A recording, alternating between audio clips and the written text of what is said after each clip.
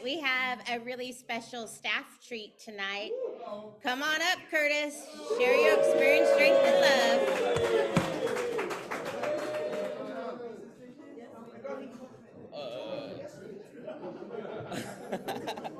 Hi, Curtis. I'm an addict.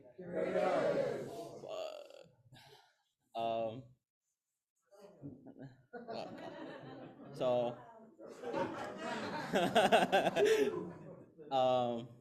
so I guess I'll start at the beginning. From West LA, Mid City. I got my sobriety day is March 18th, 2021. I'm pretty fucking scared up here. Just pitch everybody's name. Hello. Can that work? Yeah, that ain't gonna work. Shit, I grew up in I say a maintained environment. My mom was the only one there for me. I got two older brothers, a younger sister, and a brother that rests in peace. He died at birth. 10 minutes after birth. My life is pretty much basic. It's not better than the next person's or anything like that. I still think I don't have a message to share. I don't think I have came so far in my recovery where I can share a proper message, but I'm gonna try it, right? I say, I started my addiction started with a criminal activity, right? Because I was the hand-me-down child, the one that got my brother's leftover clothes and stuff. So it's either do it either one way or another, and I couldn't work at a young age, so I chose to break into houses and stuff like that. But I also had hobbies and stuff. I was a skater. It's fucking scary up here.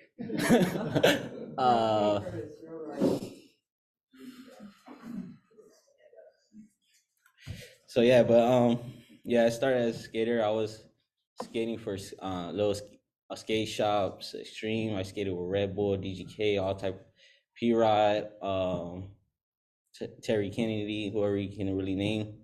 From back then, I skated with them.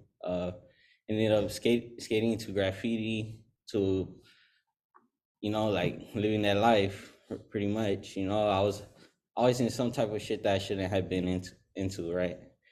I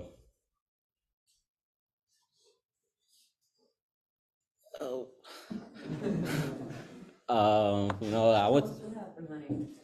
So yeah, pretty much is I dropped out of school in 9th grade. I have two kids. One is 11. The youngest one is 10. I have my first kid at 14. I wasn't there for him much because I was going through the system, juvenile hall, to the compound for such and such reasons and stuff. So pretty much all I really knew was a jail cell. Then it escalated, went up to prison and stuff like that. Before I get to that, it's I wasn't a bad child. I just put myself in bad situations.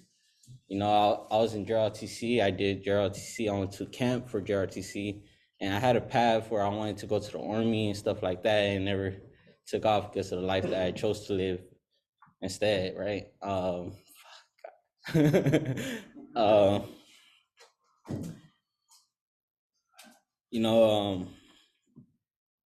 My dad was a gang member. Fucking my mom, she was a nurse, worked at a convalescent home. So I never really had to go to the hospital. She knew, every time I got hurt, I just ran to her and she would patch it up. I remember it was one time I thought I had techniques that I learned from her, right? So I ended up fucking falling off my skateboard, running inside and putting a pad on my arm and running to my mom, look, mom, I patched it up. And she looked at my arm and was like, what the fuck is that? I was like, it's a Band-Aid. Big ass piece of fucking pad on my arm and shit. But yeah, it's crazy though, right? Bro, shit, I'm trying to look everywhere but at the audience, you know. It's like, yeah, the room couldn't get much smaller than this, right? um, yeah, bro. I mean, it's not much to complain about, like the life that I could have lived within my mom. My mom kicked me out at 15 because I was out there not trying to, like, running the streets instead of taking care of my kids. I was fighting with her boyfriends, going to jail for that. You know, the first time I went to, first time I touched foot in county was because my mom put me there. I fucking busted her boyfriend in the head with the back of the pistol and ended up in jail. So that wasn't fun. You know, I say like then Frank, oh, and trip out. I ended up in jail with my dad.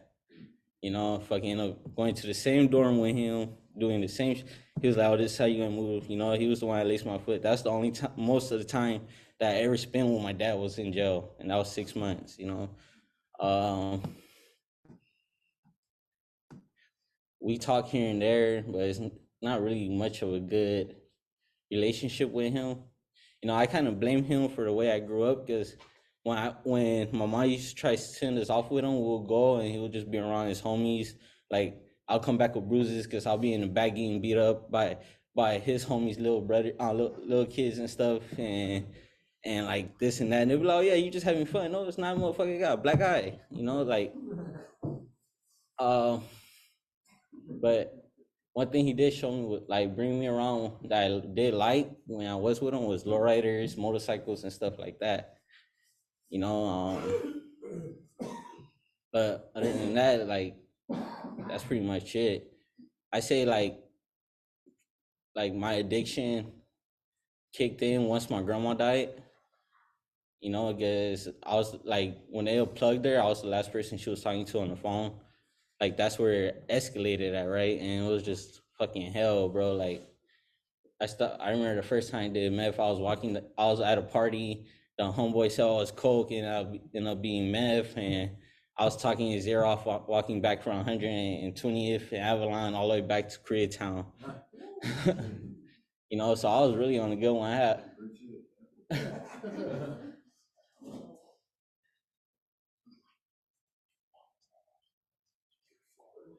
Okay. Hello. What was the turning point for you? The turning point, like within recovery. Sure. So I want to say like on January 28th of 2021, I ended up getting into this little altercation where shots was fired at me and at the person shooting at me, and I got away at the time, right? I thought it was clear. I went to go hide out at the homie's house that was across the street from my mom's house. Went to go put my gun at my mom's house, thought it was good, right? Night came, I'm high, paranoid, and everything under the bus, right? So I go back to my mom's house, pick up my gun, and my mom tells me, don't take it. You know, this is not what you like want to do right now, especially after what you just told me. You know, one thing I never did was lie to my mom. I told my mom everything, showed her everybody I hung with. You know, like that was my backbone. Even when I didn't know it, you know, like. And like I say like, well, yeah. So I end up going to jail. They end up catching me riding my bike down the street, saying pull me over for a headlight. I end up going to jail for having a gun. And for the issue earlier, when the cops rolled up on me, it was like, hey, you're Curtis? No. Kept on pushing. The cops hopped out and threw me on the ground. So I was fighting that case for 3 months. And when they finally kept my lawyer finally FaceTime me, he told me, he was like, hey, look, I got a program for you. You want it? I was like, hell yeah, fuck yeah. I didn't know what a program was, you know, like I didn't know what he was talking about. I just know that I won't go back to prison. You know, that's all I really cared about, you know. So I sat in there for like 2 more weeks before I even got an answer, like where I'm going or like what's going to happen, right? So right before, like, I got sentenced June 9th. Right, like 2 days before that, I get a call saying, oh yeah, I got this good program. Ooh, you're gonna love it there. I was supposed to go on the Center for New Beginnings in El Monte, something like that, right? So I guess there was a lady named Andrea. You know, she called me in to no, she called right after I came back from court. Because I came back on an early bus. She called me in. She told me, "Oh, I got this program called Fred Brown to San Pedro. Ooh, I'm gonna start your intake with you right now." All right, cool. You know, like sat down, did an intake with her. You know, and it's pretty cool because I'm like, yes. You know, I sat in there for 2 more weeks. Then my bunk got caught. Um, I ended up coming here the next day. Bro, I can I literally wish I had that picture. I ended up having them print out a picture of me on how I came in, bro. I looked horrible. I came in 90 pounds, missing front tooth, you know, everything, bro. I was like, I didn't want to be here. And you know what? Nancy asked me, bro, like I remember her where she was, I know she probably do it everybody, but I feel special today, right? She asked me, she goes, "You smoke?" Yeah. She like, "You want some cigarettes?" Yeah, of course. You know, like so she like, "I got you.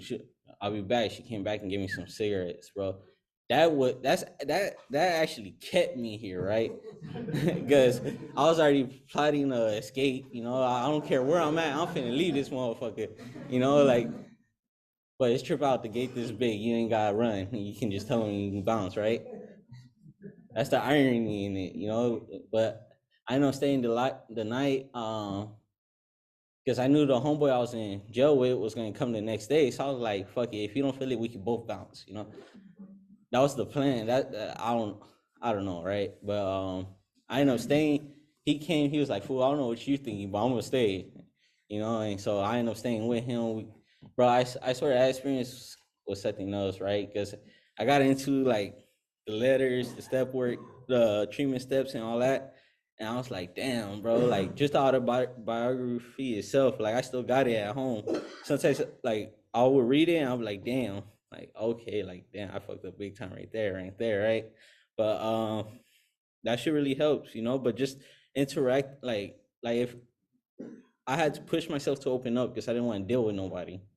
You know, I didn't like the predicament I was in and all this. Then next person come along was Sunshine, because Sunshine was Nancy's right hand and fucking Matt and Chris and right. So I started like, oh yeah, I can fuck with these people, you know, like then like it was trippy because it was like I was the chair and I was like cool, like I probably got a little bit more wiggle room, you know. I'm still early in my addiction. I was like, you know what?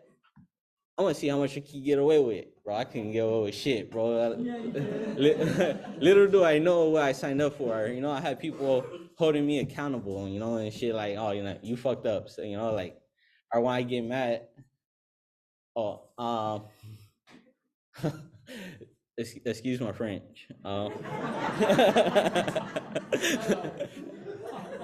uh,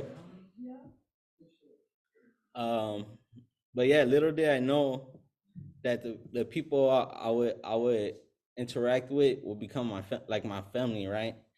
Like I didn't know. Like I remember on my last day, like on my last week, I got pulled upstairs, took into the balcony, and it's Chris and Matt.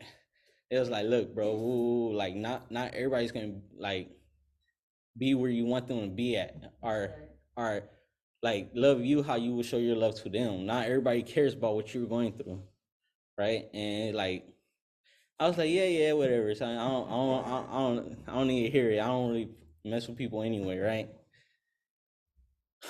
Bro, like it was right, you know, because like the real ones is still here, right? Like my big brother Chris, my little big brother Matt, even Jamar, right?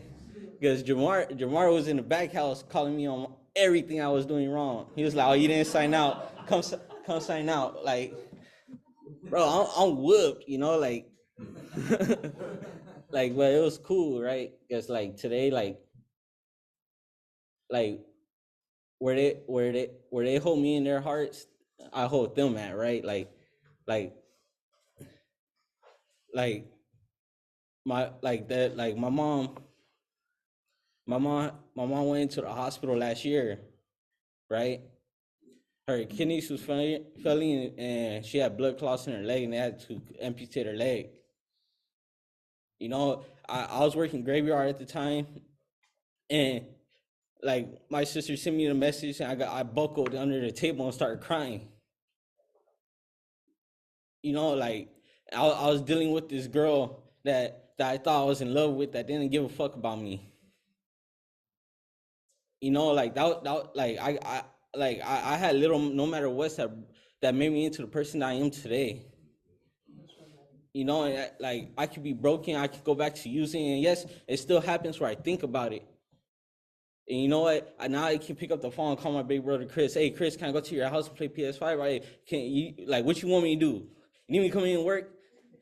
Like, keep me from being in my head, because, bro, like that's a dangerous place for me.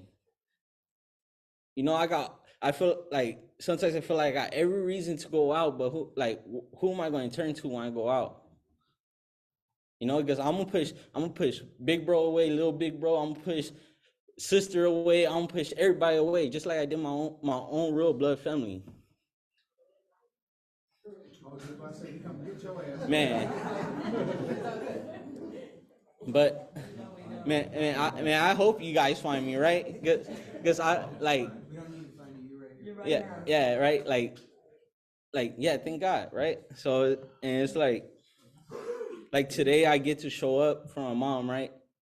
Yes. Like, so today, like I take her to appointments. You know, I only went to visit her in a hospital 2 times because I didn't know how to deal with it, and she was in a hospital for 4 months, right? Because I didn't know how to deal with it, so I try to overwork myself.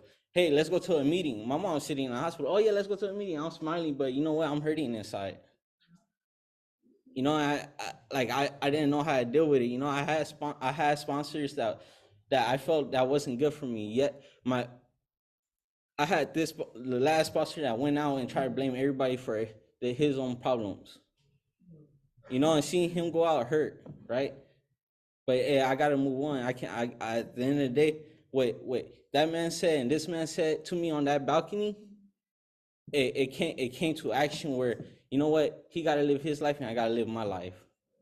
That's the only way I'm going to get better, if I keep on moving forward, you know. And sometimes I sit there and be like, bro, this, like the other day I was driving, right? I was on the freeway, on the 405 freeway driving, and I was like, bro, what am I doing this for? You know, and like got a few more miles down the freeway and really like that voice kicked in. You're doing it for yourself, dumbass. And it shows, you know, and it's like today I practice to be humble, grateful, and everything, right? And it's coming in clutch, but I know I slack off on a few things and everything, and just like thank God for the people I keep in my circle today, right? Because they'll be like, hey, this where you're slacking off at. You should try to look at that, you know? Not exactly in those words, right? Because it's family and they'll tell me how it is, but it works, you know? And I'm just happy on the life. You know, the first thing I did when I got through the treatment steps and I was transitioning, like I found myself on Facebook and everything, like deleting numbers, like deleting friends off of Instagram, Facebook, and all that, right? Because those are people I don't need in my life, right? So it's like today, like, bro, like when I get on Facebook, I look, it's nothing but sobriety. Like, oh, he just got 160 days clean. Congratulations. Let me keep on going. 18 days. Oh, at least he's starting. You know, like, like, but it's like, bro, like I'm a part of a big community of people that love and care. It's some people that be faking the funk like it's the thing to do, right? And it's like sometimes I be asking myself, like, am I that type of person, or do I like? I'm like, no, that ain't my style. I ain't going to rock that way, you know, like. But you know, overall, like I want to like thank the underrated man, Chris, right? Hey. Good.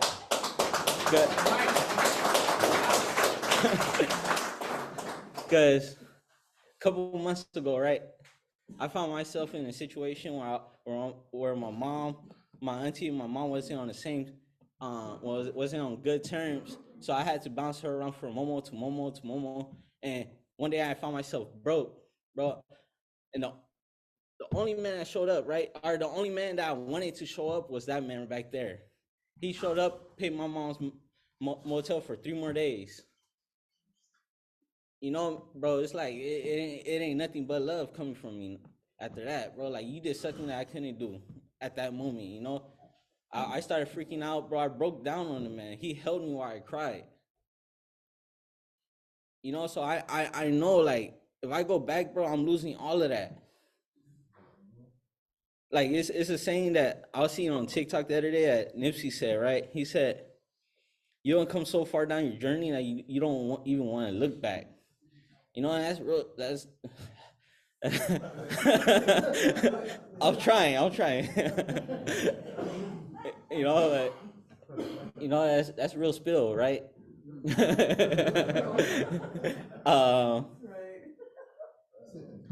Man, I'm trying, bro. I'm really trying.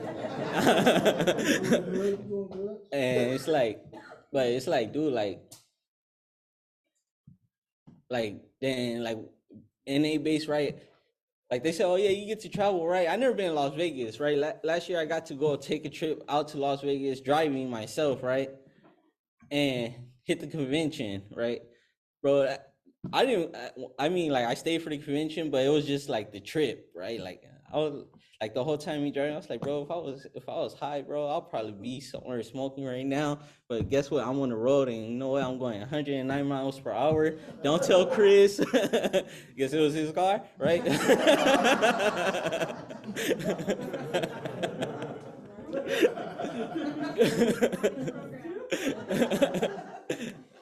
So it's like, but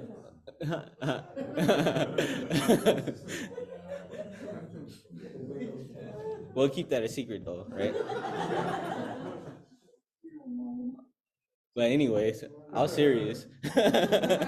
Nah, but you know, today I get to try to give back, right? Like, everybody outside during the break was like, ready. I was like, bro, please stop saying that. Please stop saying that. You know, and it's like, bro, I'm not ready, but all I know how to do now is suit up and show up, right?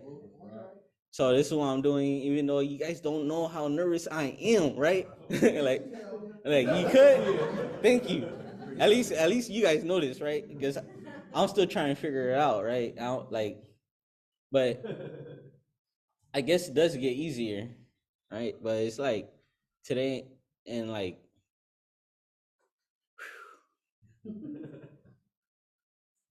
see, like, today I get to ask God for the strength and guidance today, right? Because when I was out there, I wasn't doing none of that, bro. I was like, oh, let me. He looked like he got money. Let me see. Hey, bro, you want to get high? Come on, you know, that was me back then, you know, like. And today it's like, bro, like, you know what? This is all I got, but here you go. You know, and like, I keep, like, in the car, I keep a gang of dollar bills that I put right there on the. And hey, you know what? You know, I believe in karma too. So what goes around, come around, right?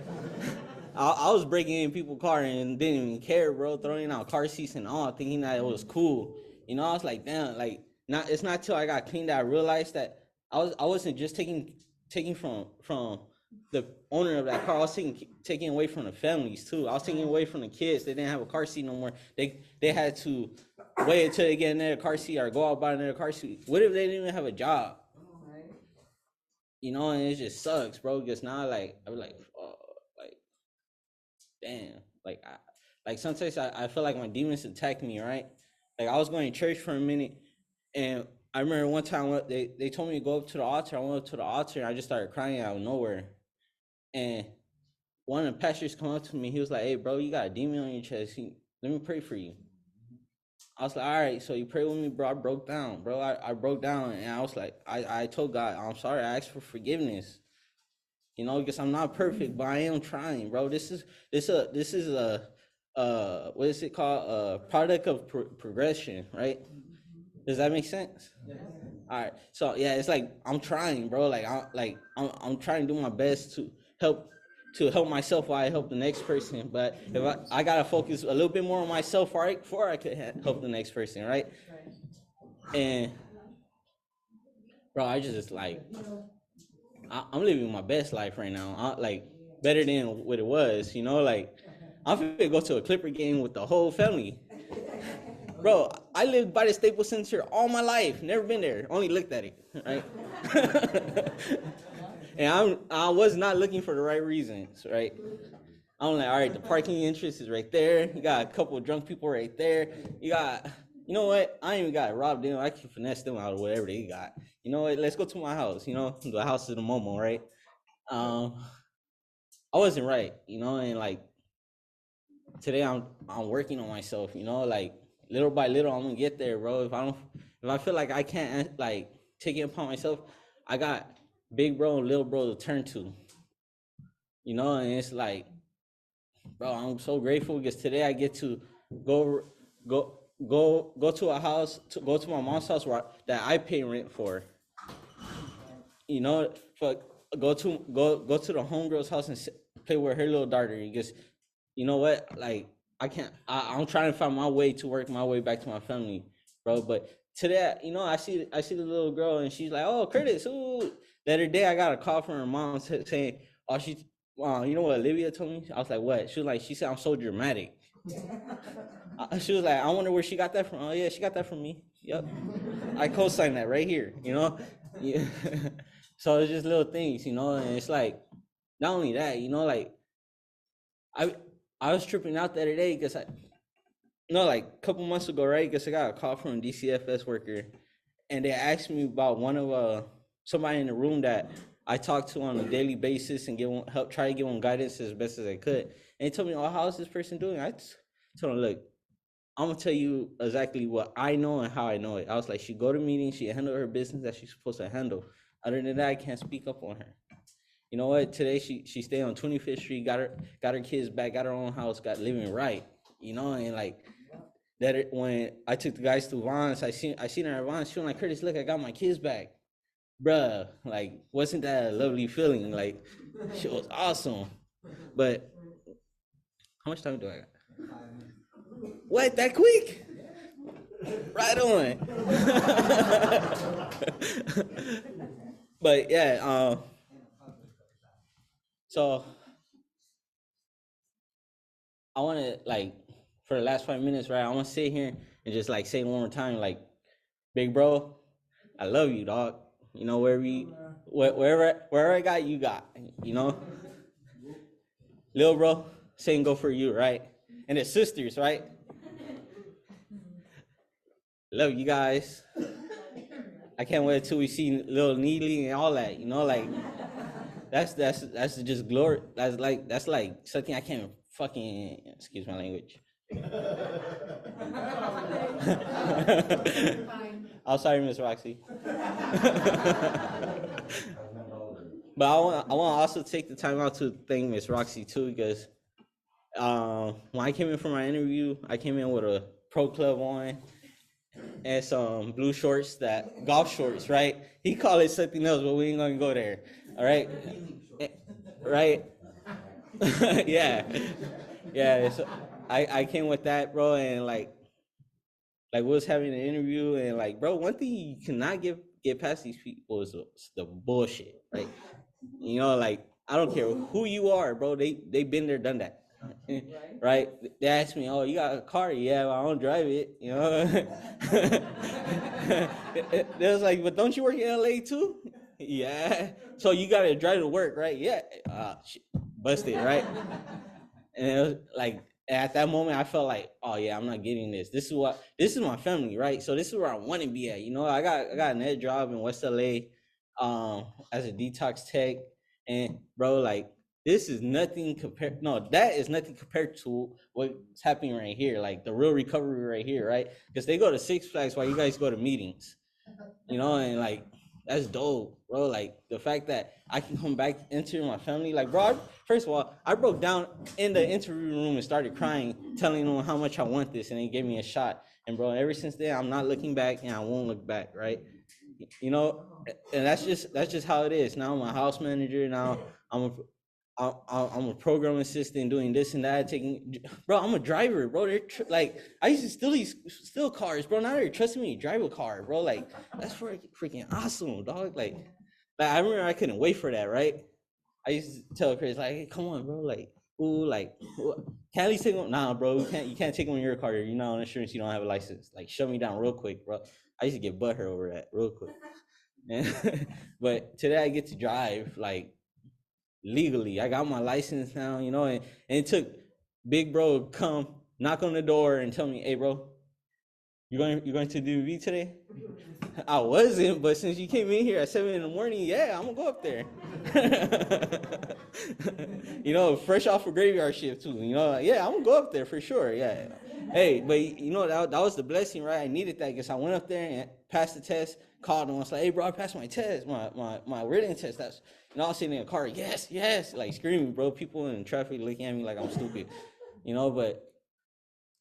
That is just grateful, bro, because I never thought it came this far. You know, it's even crazy because the other day, I went to go see my PO, and my PO tells me, she's like, look, I need your help. I need a speaker. Can I call you to come speak at a meeting? I'm like, yeah, for sure. Not knowing what I got myself into. And right, turn back around, and she called me today. Like, hey, you remember you're speaking, right? Like, like that shit sucks. But that's all I got, really. I'm just blabbering on now. So thank you for letting me share. Oh my God.